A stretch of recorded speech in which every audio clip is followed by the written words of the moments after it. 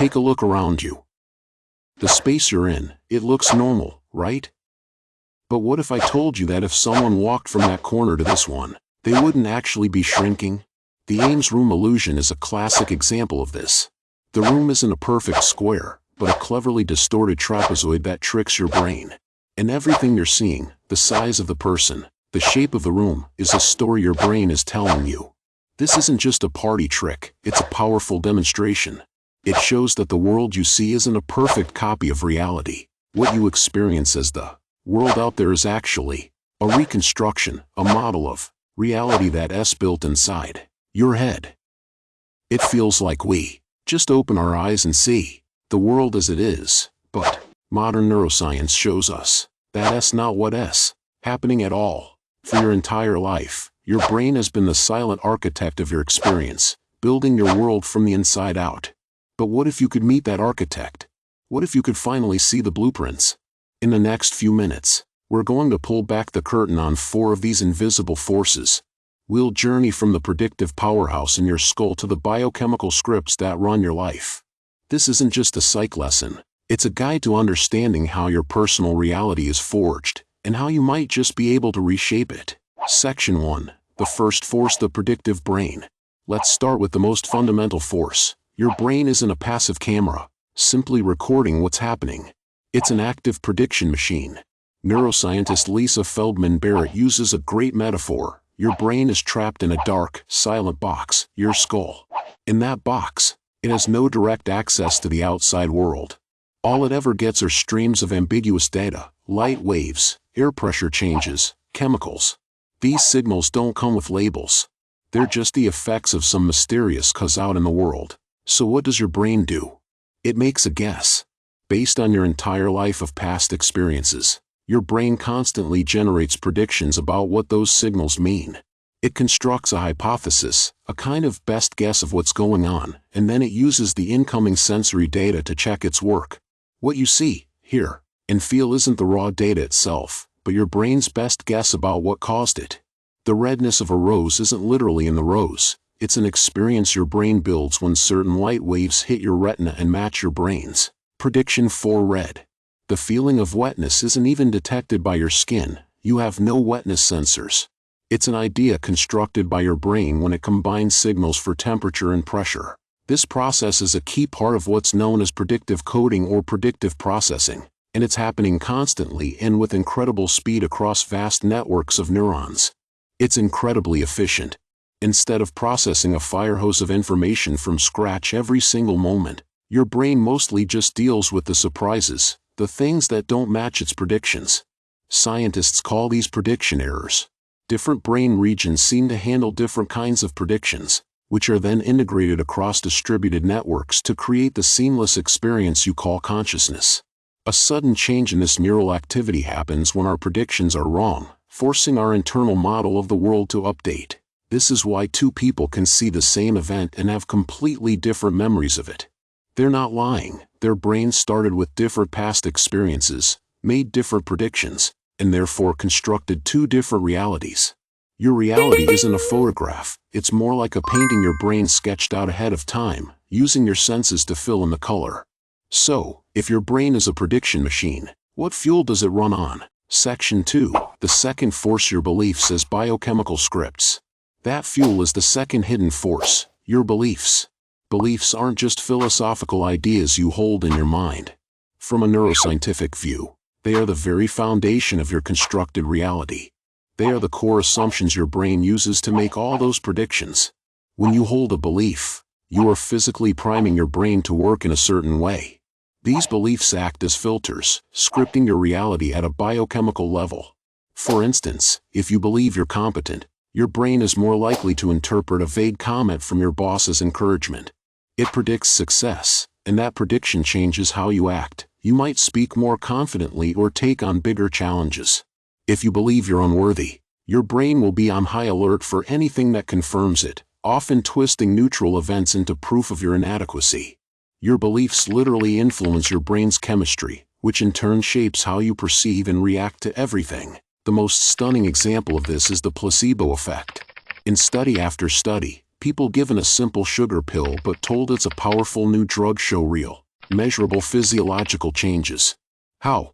Their belief in the treatment is so strong that it can trigger their brain to release its own natural pain-relieving chemicals, like endogenous opioids, creating the expected result.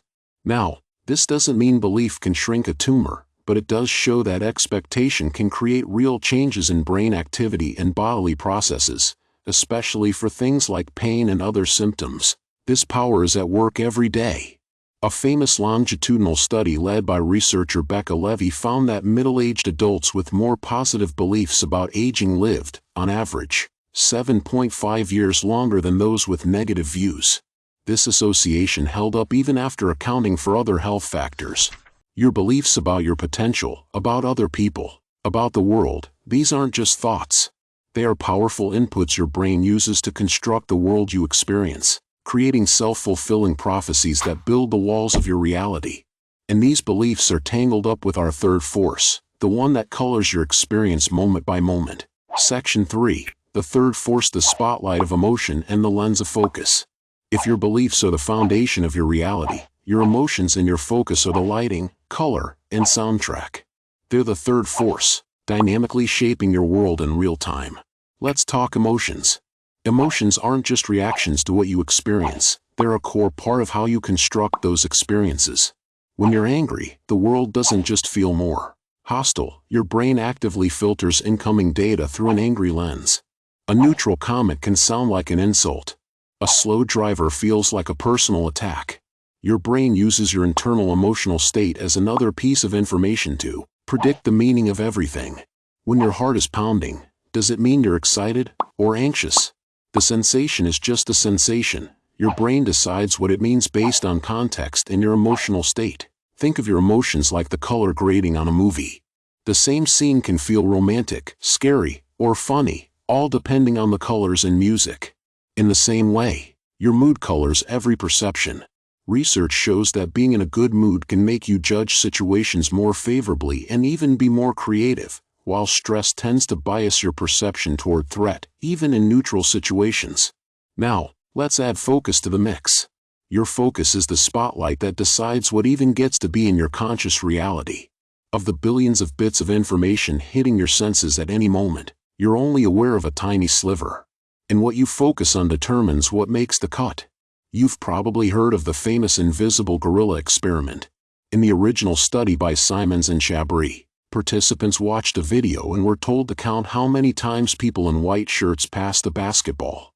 Partway through, a person in a full gorilla suit walks into the middle of the screen, thumps their chest, and walks off. In some versions of the experiment, about half the people watching didn't see the gorilla at all. Their focus was so narrow that a gorilla became functionally invisible. This isn't a bug in our system, it's a feature.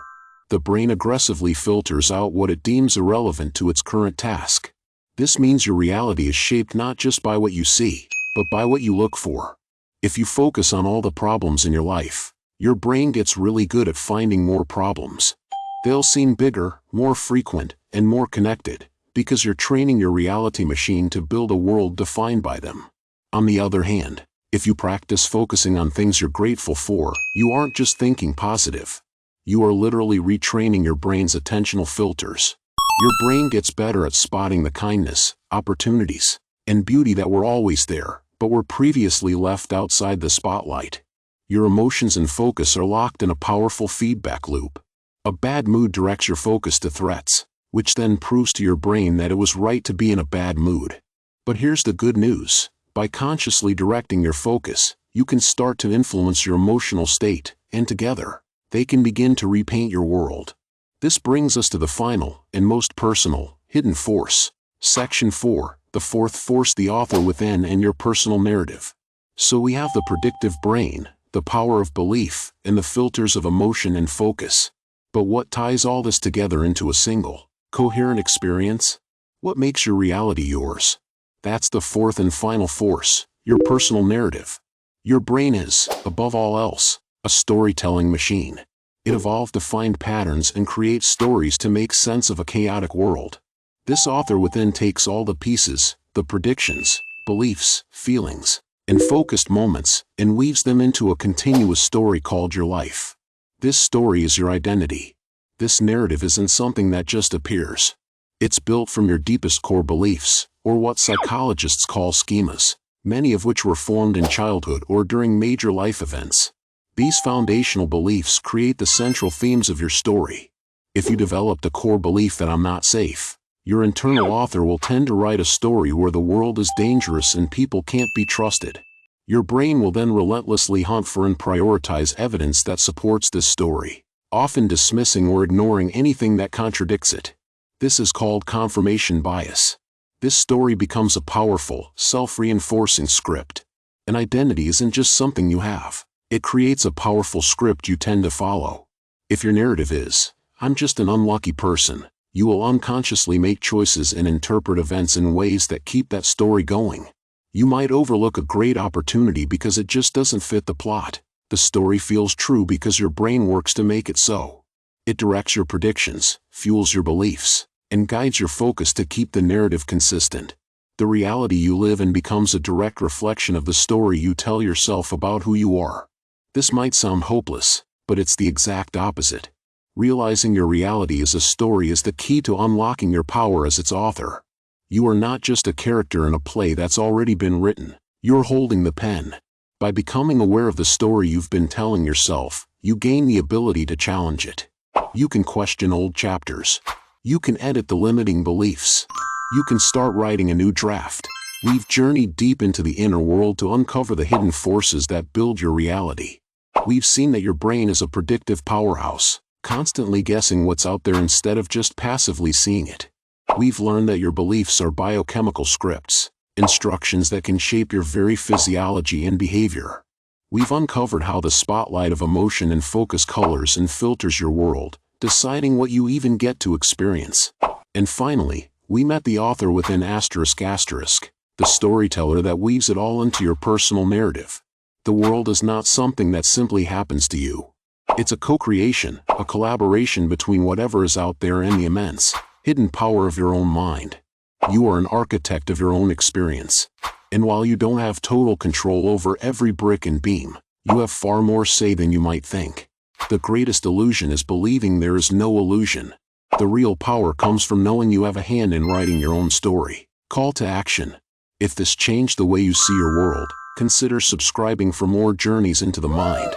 We'd love to keep this conversation going in the comments. So, let us know, what's one belief you hold that you now realize might be actively shaping your reality? Thanks for watching.